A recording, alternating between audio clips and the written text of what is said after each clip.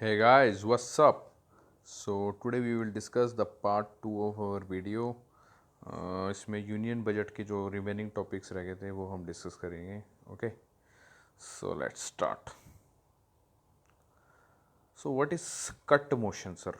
Cut का मतलब क्या होता है सर? कट का मतलब होता है कटिंग करना सर. कटिंग करना, क्या कटिंग करना सर? जो डिमांड्स, सपोज बजट्स में जो डिमांड्स होती हैं, आपकी डिमांड फॉर ग्रांट्स होती हैं, ठीक है भाई, इतना पैसा लेने की हमें अनुमति दो, तो उसकी कटिंग करने के लिए. अब ऐसा थोड़ी कि आप अपने पेरेंट्स से भी पैसे मांगते हो. आपने कहा कि भैया मेरे को 2 लाख रुपए दे दो.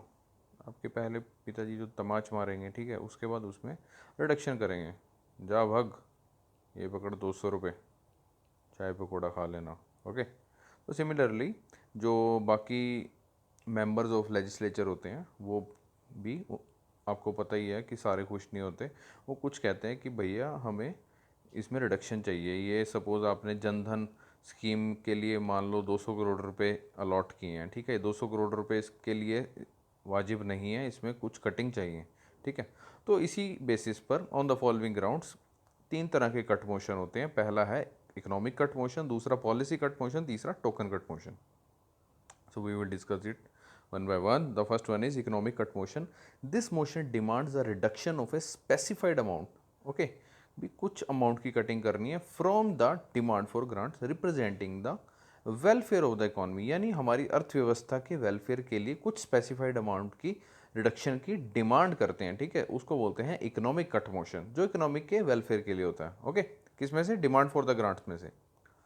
उसके बाद आता है sir policy cut motion. Policy cut motion नाम से क्लियर है सर, कोई पॉलिसी आपको पसंद नहीं आई, यानी it represents the disapproval of the policy, कि भैया हमें आपकी ये पॉलिसी पसंद नहीं आई. सपोज मनरेगा स्कीम है सपोज, ठीक है, वो कहते हैं कि नहीं यार हमें आपकी स्कीम पसंद नहीं आई, यानी it this motion represents a disapproval of the policy underlying the demand. The demand for grant decrease to ₹1. 1 रुपया इसकी डिमांड कम कर दो. डिमांड फॉर ग्रांट में से सॉरी 1 रुपया कम कर दो बेसिकली. मतलब for showing the disapproval of the policy. Okay, मतलब एक तरह से बेइज्जती करने के लिए कि नहीं यार तुम्हारी ये पॉलिसी कतई वाहियात है, इसमें से 1 रुपया घटा दो, ठीक है. A member giving such notice should indicate the precise term. उसको बताना पड़ेगा कि भैया ये पॉलिसी क्यों गलत है, आप क्यों कह रहे हो कि ये पॉलिसी गलत है, क्यों डिसअप्रूवल अपना शो कर रहे हो. उसको प्रिसाइजली टर्म्स बतानी पड़ेगी. The particulars of the policy which he proposes to discuss, ठीक है. जो जो भी उसकी स्पेसिफिकेशन है, जो जो भी चीज़ें हैं, ठीक है, उस पॉलिसी रिलेटेड उसको बतानी पड़ेंगी, ठीक है. प्रिसाइज टर्म बतानी पड़ेंगी कि हाँ यार इस पॉलिसी में ये फ्लॉज हैं, ठीक है, ये कमी है. ओके, तो तब पास होता है पॉलिसी कट मोशन. उसके बाद आता है token cut motion. Token cut motion is basically use to voice a grievance. Grievance मतलब दुख, भैया दुखी है मतलब, ठीक है. दुखी किसके लिए? With in the sphere of the government of India. Government of India की कोई बात पसंद नहीं है, जो भी गवर्नमेंट मेजोरिटी में है, सपोज बीजेपी मेजोरिटी में है, ठीक है, उसकी बीजेपी की बात कोई पसंद नहीं आई, ठीक है, या कोई भी पॉलिसी पसंद नहीं आई, तो उसका दुखड़ा शो करने के लिए basically the demand for grant amount reduce to the ₹100, ठीक है. 100 रुपये कम हो जाएंगे basically to express a specific grievance, कि भैया आप ये देश चलाने के लायक नहीं हो, ठीक है. तो इसलिए to show the use to voice a grievance within the sphere of government of India, ठीक है सर. उसके बाद आता है, तो ये याद रखना, टोकन में 100 रुपये रिडक्शन और पॉलिसी में 1 रुपया, ठीक है, ये ध्यान रखना. 100 रुपये का टोकन मिलेगा, बस याद रखना. उसके बाद आते हैं सर बिल्स. इसमें आपके पास काफ़ी सारे बिल्स आए थे, appropriation bill, money bill, financial bill. तो एक एक करके डिस्कस करते हैं. अप्रोप्रिएशन बिल किसके लिए होता है? Basically to incur the expenditure from the consolidated fund of India. Consolidated fund of India में से पैसा निकालना है बेसिकली, ये अथॉरिटी देता है गवर्नमेंट ऑफ इंडिया को, ठीक है, अगर ये बिल पास हो जाता है. Introduces after the voting of demand for grants completed. जब voting of demand for grant complete हो जाता है उसके बाद अप्रोप्रिएशन बिल इंट्रोड्यूस होता है, ठीक है. Include the charge expenditure and sums granted by the voting on demand for grants and its procedure is same as money bill. It can not be amended as you already know. We can not amend the money bill. Okay, उसके बाद आपका आता है money bill, ठीक है. Money bill under article 110, a finance bill which receives the certificate of a speaker. पहले ये finance bill होगा, ठीक है, इसको स्पीकर ने कहा कि ठीक है ओके सर्टिफाई कर दिया कि हाँ यार ये मनी बिल है, तब ये फाइनेंस बिल क्या बन जाएगा? Money bill. तो इसीलिए तो बोलते हैं all money bill are finance bill, but all finance bill need not be a money bill. ठीक है, ये चीज़ ध्यान रखने वाली है। मतलब जो मनी बिल है वो जाहिर सी बात है फाइनेंस बिल होगा, है ना, ऑल मनी बिल और फाइनेंस बिल, लेकिन सारे फाइनेंस बिल मनी बिल हो ये पॉसिबल नहीं है, ये चीज़ ध्यान रखना। Okay, so speaker decision is final and he is not liable to question, just remember this thing. Okay, उसके बाद आता है finance bill under article 117। Okay, दो तरह के होते हैं, एक तो कुछ में प्रोविजन होती हैं रिलेटेड टू मनी बिल, जैसे मैंने पहले भी आपको बताया, और कुछ में प्रोविजन होती है related to ordinary bill which can be amended. Okay, उसके बाद हम पढ़ते हैं टाइप्स ऑफ एक्सपेंडिचर। जो बजट होता है उसमें एक्सपेंडिचर कितनी तरह के होते हैं। पहला होता है चार्ज एक्सपेंडिचर, जो कि मैंशनड होता है सर कॉन्स्टिट्यूशन में, आपके शेड्यूल नंबर 2 में मैंशनड है। ठीक है, सैलरीज वगैरह इमोल्यूमेंट्स वगैरह मैंशनड है ना, इसमें कोई वोटिंग नहीं चाहिए, जैसे संविधान में मैंशनड है भैया इस बंदे को इतनी सैलरी मिलेगी, सारा कुछ। ठीक है, it include the emoluments of president, governor, salaries and allowances of chairman, deputy chairman of Rajya Sabha, speaker, deputy speaker of Lok Sabha, जजेस of supreme court, CAG and other bodies. Okay, उसके बाद आता है sir non charge expenditure which is a votable expenditure, इस पे वोटिंग होती है sir. It required to meet other expenditure propose to made from the consolidated fund of India. ठीक है, जो कंसोलिडेटेड फंड ऑफ इंडिया में से पैसा निकालना है हमने, ठीक है, उसके लिए होता है, इसीलिए वोटेबल होता है। ओके, और amount of expenditure incurred through the demand for grants. ठीक है, डिमांड फॉर ग्रांट्स के भी पैसे किस में से निकलते हैं, CFI में से निकलता है, कंसोलिडेटेड फंड ऑफ इंडिया में से निकलते हैं। ठीक है, उसके बाद आते हैं आपके types of grants. Grants sir काफ़ी तरह की होती हैं, जैसे कि सबसे पहली सप्लीमेंट्री ग्रांट, ये अंडर आर्टिकल 115 में होती है, 115 में।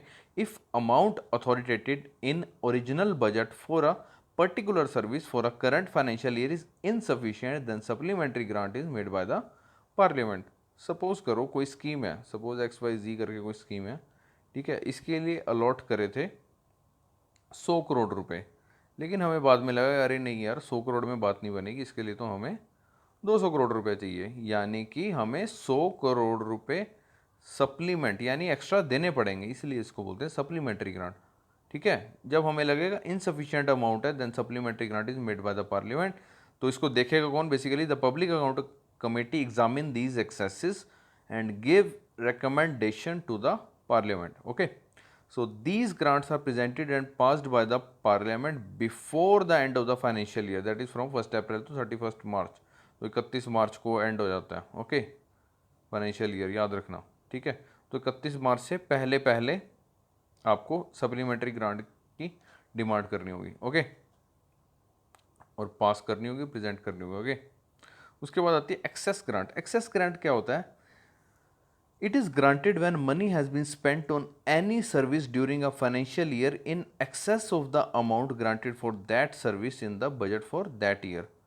फॉर एग्जाम्पल किसी स्कीम के लिए मान लो सपोज 100 करोड़ रुपए अलॉट किए हैं। ठीक है, अब इसमें जब हमने स्कीम जब इम्प्लीमेंटेशन हुई तो हमें लगा कि यार इसमें तो 500 करोड़ रुपए होंगे, ठीक है ना, और हमने 500 करोड़ खर्च भी दिए। तो इसमें जैसे मेंशन है, it is granted when money has been spent on any service during a financial year in excess of the amount granted for that service in the budget for that year when or when actual expenditure incurred exceeds the, मतलब जब actual expenditure है, suppose actual expenditure यहाँ पे हमने कितना लिया 100 करोड़ रुपए था, when actual expenditure exceeds the approved grant, actual expenditure कितना हो गया 500 करोड़ था। ठीक है, मतलब जो हमने स्पेंड किया, लेकिन जो अप्रूव्ड था वो कितना था 100 करोड़ था। ठीक है, then the ministry of finance presents a demand for excess grant, तब डिमांड करेगी ministry of finance excess grant की। ठीक है, इसमें पब्लिक अकाउंट कमेटी रिकमेंड करेगी रेट्रोस्पेक्टिव रेगुलराइजेशन, मतलब चेक करेगी दोबारा on the basis of the CAG report. ठीक है, controller and auditor general check करेगा। It is voted by the Lok Sabha after the financial year, ये चीज़ ध्यान रखना, इसमें आफ्टर द फाइनेंशियल ईयर है। ओके, जो सप्लीमेंट्री ग्रांट थी उसमें before the end of the financial year था, ये चीज़ ध्यान रखना। उसके बाद आती है एडिशनल ग्रांट। एडिशनल ग्रांट तब दी जाएगी, ये भी आर्टिकल 115 में है, जब आपने कोई न्यू सर्विस ऐड ऑन करनी है। सपोज मौके की नज़ाकत देखते हुए आपको लगा कि नहीं यार हमें कोई न्यू सर्विस ऐड ऑन करनी है, ठीक है, जो कि आपके बजट में मैंशनड नहीं है, which was not contemplated in budget. ठीक है, तो ये ग्रांट भी made by the parliament for the new service. Okay, exceptional grant और स्पेशल पर्पस, कोई स्पेशल पर्पस है and forms no part of the current service of the any financial year.